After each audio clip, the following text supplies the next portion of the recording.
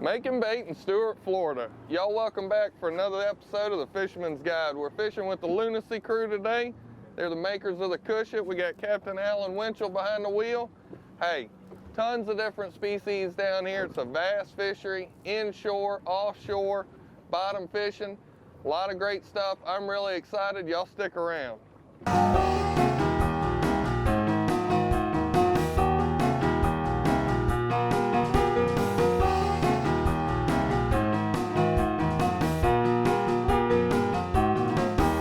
Fisherman's Guide brought to you by the Silver Slipper Casino.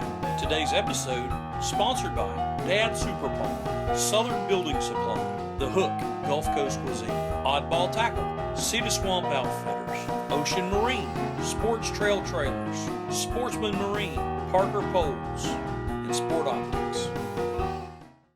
Well, we're out here fishing a little wreck called the Shrimper.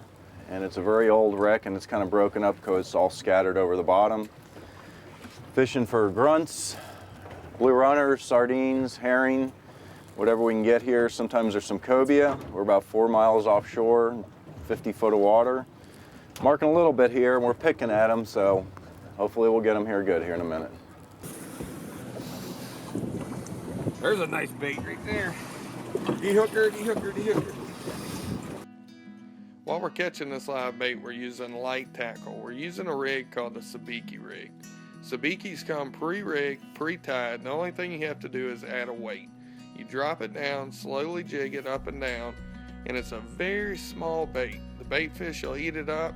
There's usually about 7 or 8, 9 hooks on each sabiki rig, and you never know, you might pull up 6 or 7 bait fish at one time. A lot of times it's 1 or 2, but sometimes you'll load the whole string.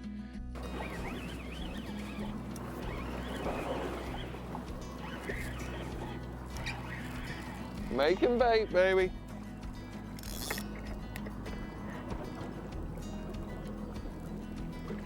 Black sea bass. Y'all stick around, we got some good stuff coming up for you.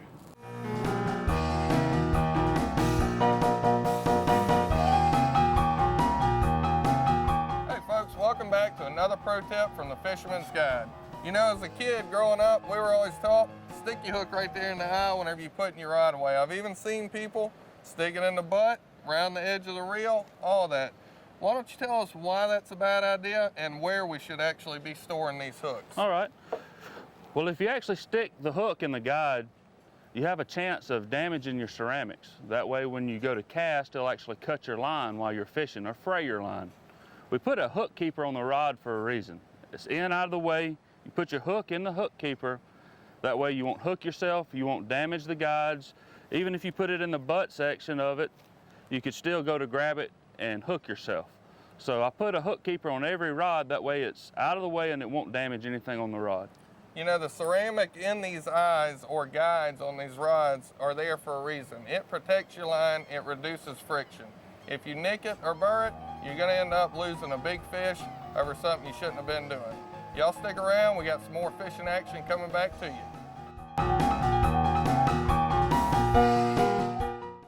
You know, these bait fish may seem insignificant in their size and the way that they fight and what we're using to catch them, but they're still a lot of fun and they can make or break an offshore trip. It can be the difference in success or failure. You put a live bait back there, you're a lot more likely to get bit. That's why we hung around, we caught so many different species, we had a tank full, and it paid off throughout the day. Yes, I got a triple. Here we go. Oh, I lost one at the boat. Oh yeah, oh boy, here we come. Yep. Look at that. There was some following them up. What did you see falling up? It More? was just another bait fish. Wow. Yeah, I finally started marking them up off the bottom, which is what we want.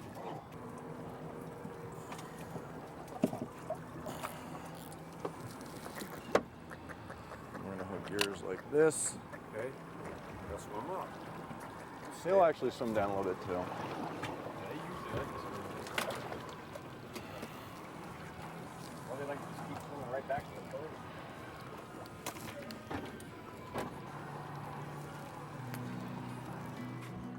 One of the spots where we stopped to catch bait was a place called the Sand Pile. There was a shallower spot that came up, and it was a popular place where these guys get out there and they chum up bull sharks. A lot of times the bull sharks will have cobia hanging around them as well. Well, I tell you what, they've got some spear fishermen down there that are a lot braver than I am. They'll dive in even with the sharks there and spear these cobia. We got to see some great action of bull sharks feeding on top while these guys were chumming them up. We even got to see 2 divers jump in.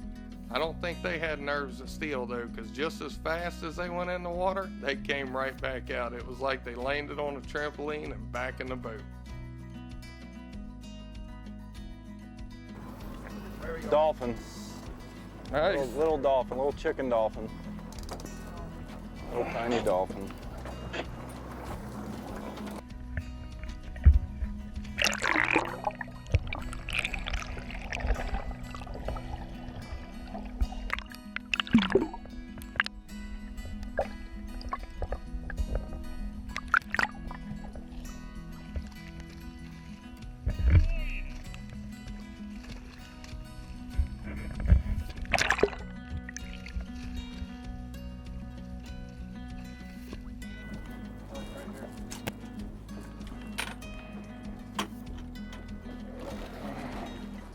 Let me take that. Let me take this. Yep. Kicking it back with us, buddy. All right, Andrew's on the board. It's a little dolphin, but it's a dolphin. We getting things kicked off. It'll do, man. It'll eat good. That's right. Boy, I tell you what, these are some of the prettiest fish in the water. They just light up, iridescent blue, green, yellow. I mean, they're absolutely beautiful. Good job, man. Let's get some more. Let's go get another one. Hey, y'all stick around. We'll be right back. Come on down to the Silver Slipper. Hi, this is John from the Silver Slipper, where the casino action is always lively and fun. Now, you already know that we're passionate about our food, and I'm sure you'll be able to find your favorite table game in the newest slot games available whenever you visit us. So now we're happy to introduce our beautiful new beachside hotel with 129 spacious rooms and suites. So for great fun, food, and awesome views, come on down to the Silver Slipper. Have a good time at the Silver Slipper. For over 80 years, serious anglers have depended on Penn. You can too. When you get that bite of a lifetime, be confident knowing that Penn is with you.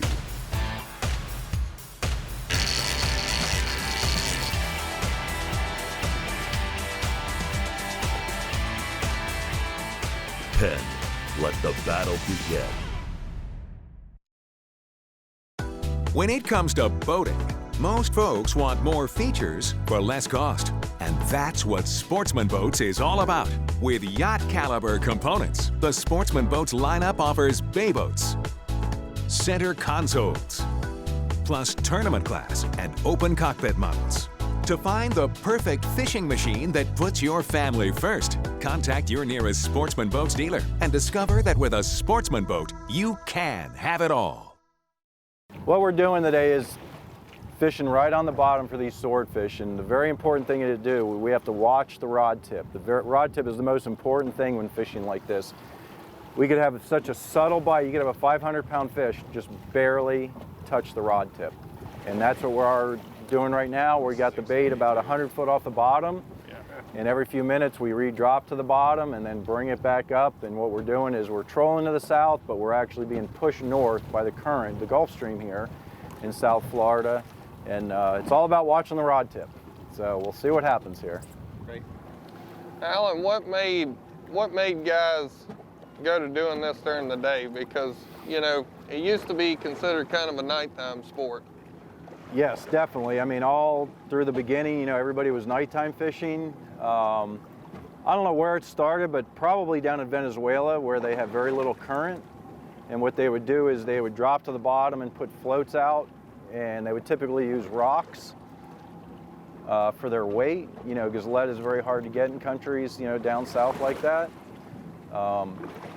I think it probably started maybe with the Stanzics down in the Keys doing this, and then like R.J. Boyle really perfected it and really got a lot of people into doing it. It would definitely, I don't think was started in South Florida, but there's a lot of people doing it here now. The nice thing about doing it in the daytime, you're still in your normal state. At night, you know, you're getting ready, you're leaving at 2 or 3 in the afternoon, you're not getting home till the next day, and then you're shot for 2 days. You know, the whole next day you're done. So daytime fishing is just incredible. It really is. The fact that you get to see these fish lit up in the sunlight whenever you bring them up too, that adds a big benefit to it. The colors, you know, the purples and the blues, and seeing them jump, it's incredible. Where you really won't see that at night, because they are such a beautiful fish. Swordfish are big and mean, and it takes a lot of big gear to land one of these fish. We're putting 10 to 20 pounds of weight down, anywhere from 15 to 1,700 feet. That's why you see people using these big electric reels. They're high powered. They really allow you to get that fish back up, because it's a long fight and it's a hard fight. Something else that we use is a harpoon. A lot of people use a flying gaff for different types of pelagic species. They prefer the harpoon. You get a better shot at the fish. Once you hit him, you can bring him on in. I'll tell you what, they've got razor sharp bills. They're a tough fish, so you got to be really careful whenever you're dealing with one of them. Basically, it's kind of a simple little thing here. We just use a little paint stick. We've got our dart, our rope, and this is just going to secure the rope,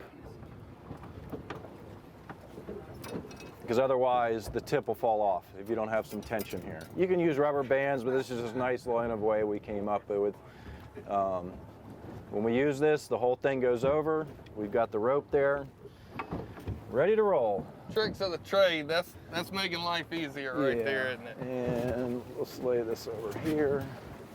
Alan, obviously swordfish is a very good table fare. What are your limits on these things? How many fish can you keep? How big do they have to be? 48 inches from the lower jaw to the fork of the tail, and you're allowed 3 fish per boat per day. It's considered game fish, so you're not allowed to sell it unless you have a license. Commercially licensed. Commercial license, right? And obviously, I think swordfish are pretty much caught, around the world, and all the way from up north, especially along the Atlantic here, all the way down through the Caribbean. There's no fences out here, so they're cruising everywhere. Hey, so also I'm gonna put out a couple high lines out here in case there's some dolphin around, and we're just gonna use a little strip of mackerel here that we cut. And Put one motor in. we're gonna hook it just kind of through the skin once. Maybe back through the skin again just to get it nice and solid on there, so it just kind of drift along out there. And toss it out. Put it out about 100 feet or so, and set the drag reel loose. When it starts zinging, we'll tighten the drag and start having a lot of fun.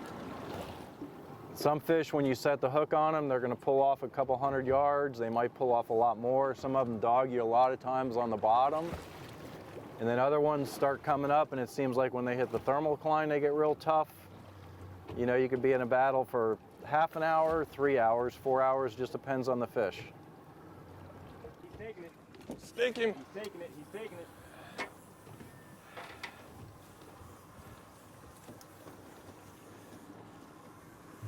Throw some more chokes out, maybe. I'm trying to get to it. There we go. I'm going to pay attention to your deep rod here. I'm just going to watch the deep rod the whole time. There we go.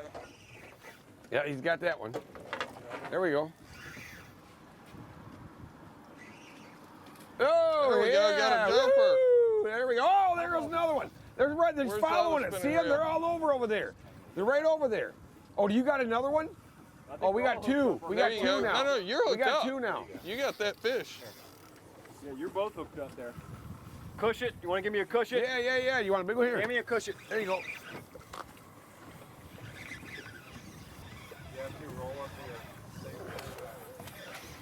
All right, I just gotta watch this. Oh yeah, dolphin on, baby.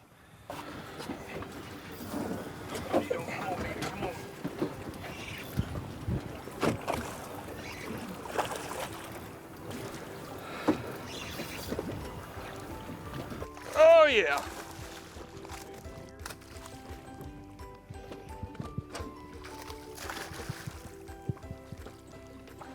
My, baby.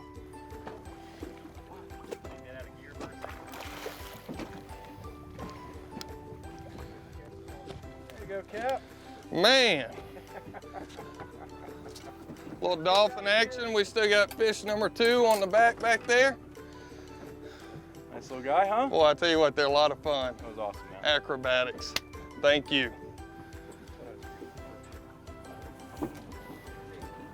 Hey, y'all stick around. We're gonna keep searching for these swords and dolphins. We'll be right back. Hey, I'm Captain Ronnie Daniels with Fisherman's Guide. Today we're here at Cedar Swamp. This is a store that carries what catches fish.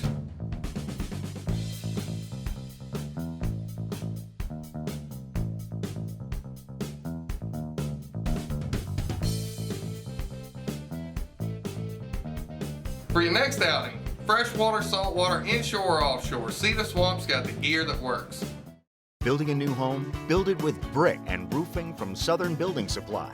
Come see our showroom on County Farm Road in Gulfport. We have a wide range of brick in the most popular styles and colors, and our selection of high-quality shingles can add years to the life of your new roof. Southern Building Supply offers on-site delivery of your new brick and rooftop delivery of your new shingles. We're the only locally owned roofing and brick company. Call us today, 228-539-8380. Southern Building Supply. Come on down to the Silver Slipper. Hi, this is John from the Silver Slipper, where the casino action is always lively and fun. Now, you already know that we're passionate about our food, and I'm sure you'll be able to find your favorite table game in the newest slot games available whenever you visit us. So now we're happy to introduce our beautiful new beachside hotel with 129 spacious rooms and suites. So for great fun, food, and awesome views, come on down to the Silver Slipper. Have a good time at the Silver Slipper.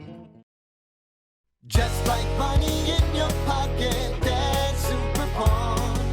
When you trade with us, you always get our best.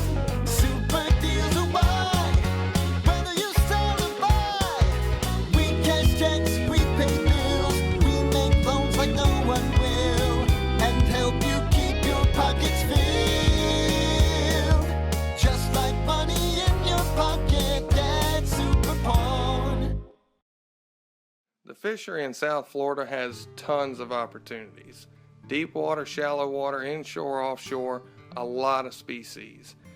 The advantage to having a guide, you're going to have somebody who knows where they're at and can put you on the fish. But along with all those species come a lot of regulations.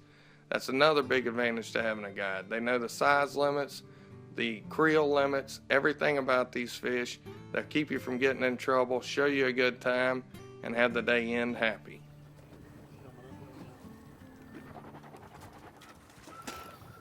That's an ocean tally? Like a big trigger?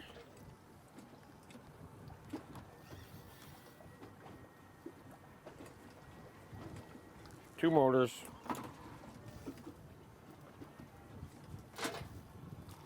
Get the gaff, Andrew.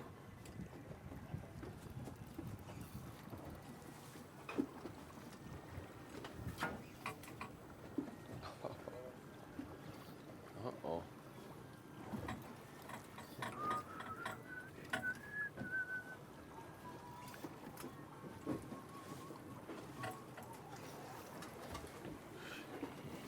Got a foul hook.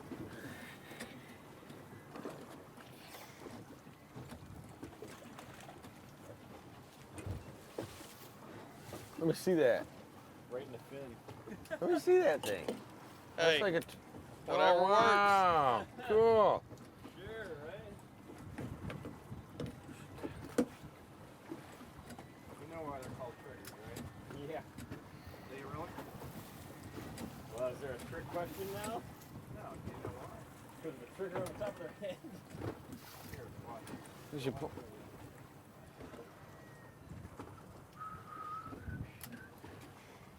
Are those as good to eat as a trigger? All right. You can press as hard as you want there. See that? See that? No, no kidding. press as hard as you want. You will not press that down. Push the little one. That's a beautiful fish. Look at that thing, man. Look at the colors That thing on is that thing. gorgeous. Hang on just a Here, second. hold on. Oh, Let me get a picture. I want to get I'm a getting picture. Oh, you got a I want to get a picture of the captain with that baby.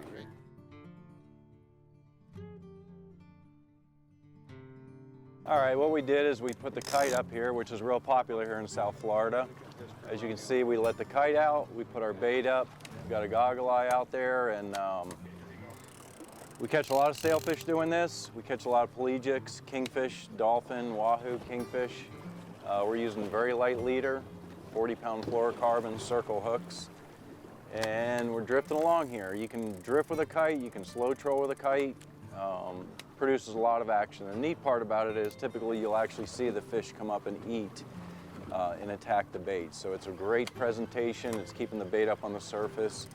And we're just going to drift along here for a while and see what happens.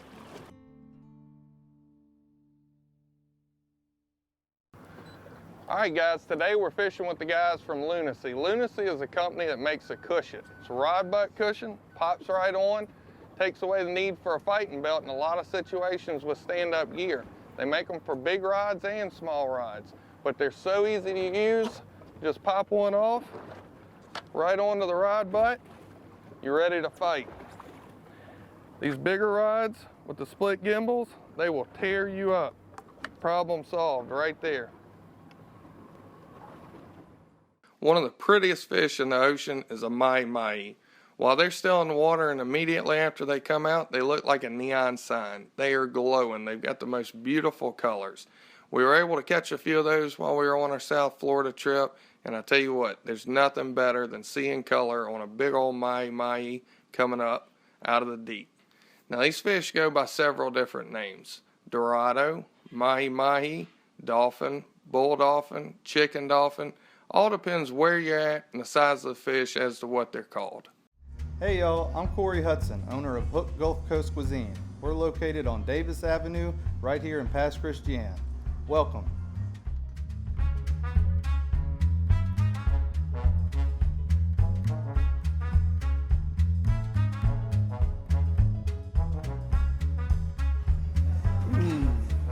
That is fantastic, let me tell you. Don't forget to like us on Facebook and be prepared to get hooked on Hook Gulf Coast Cuisine.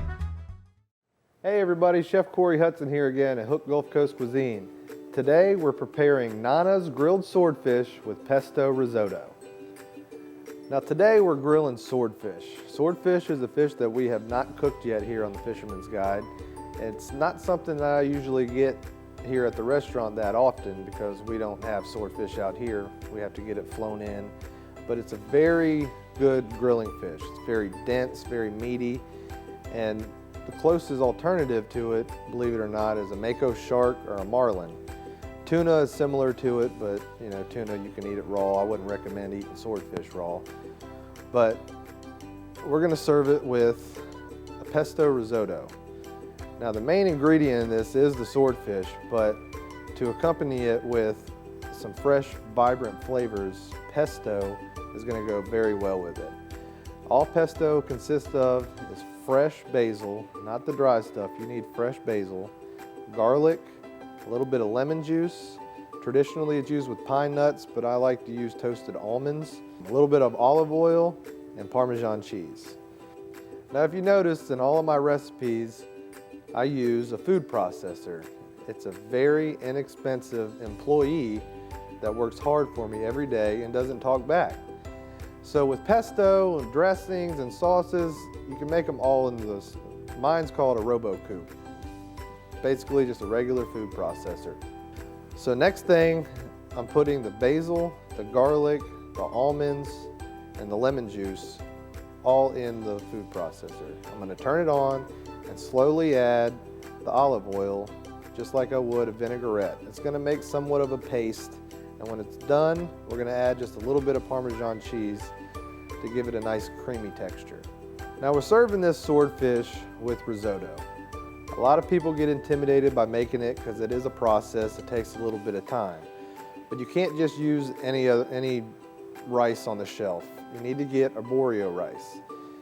The method to cooking arborio rice in the risotto is that this rice grain swells up probably twice as much as a regular grain of rice. You got to start it with, I start mine with about a half an onion chopped. Saute that down, then I'll put my rice in the pan, saute it with the onions a little bit, let it start to brown, and then slowly add stock, about 1.5 cups, 2 cups at a time. Once that rice starts to absorb all that liquid, add more, add more. Like the batch that I make here, it's usually a big batch, it takes me about an hour to make. But at home for you, a couple other people, it should only take about 25-30 minutes. Like I said, swordfish is a very good grilling fish. It holds up very well on the grill. We're just gonna score it with some grill marks, and it goes in the oven for about 5 minutes at 350 degrees. When the fish is done, it'll have an opaque color to it. And once you stick your fork into it, it's like a beef tenderloin. It just falls apart. So now that the pesto is made and the arborio rice is cooked in the seafood broth, we're gonna blend these two together and make a pesto risotto. And once we have this blended together, we're gonna put it on the plate and top it with our beautiful, succulent, grilled swordfish. Hey y'all, I'm Corey Hudson, owner of Hook Gulf Coast Cuisine. We're located on Davis Avenue, right here in Pass Christian. Welcome.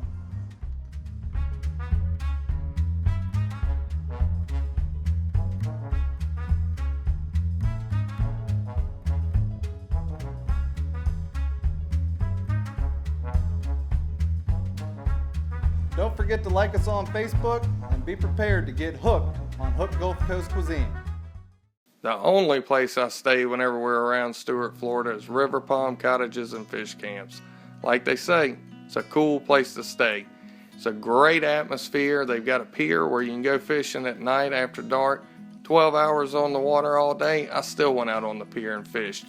I tell you what, you're not going to find a better place to stay. The units feel just like you're at home. They've got everything you need, whether you stay in 2 days or 2 weeks. You got washer and dryer, kitchen, everything. You couldn't ask for any more. Super clean, super friendly. The staff was amazing. Next time we're in South Florida, if we get around Stuart, I can tell you where I'll be laying my head down at night. You know, there's not a whole lot of fish left on the list of fish that can be caught in our waters that I haven't caught yet. Swordfish is still one of them, unfortunately, but we're not giving up. We will come back and try it again. Hey, I want to thank y'all for tuning into the Fisherman's Guide again this week. Y'all check us out on YouTube and Facebook. Give us a like or be sure to subscribe to the page while you're on YouTube. We'll see you again next week. The Fisherman's Guide brought to you by the Silver Slipper Casino. Today's episode sponsored by Dad Super Pawn, Southern Building Supply, The Hook, Gulf Coast Cuisine, Oddball Tackle, Cedar Swamp Outfitters, Ocean Marine, Sports Trail Trailers, Sportsman Marine, Parker Poles, and Sport Optics.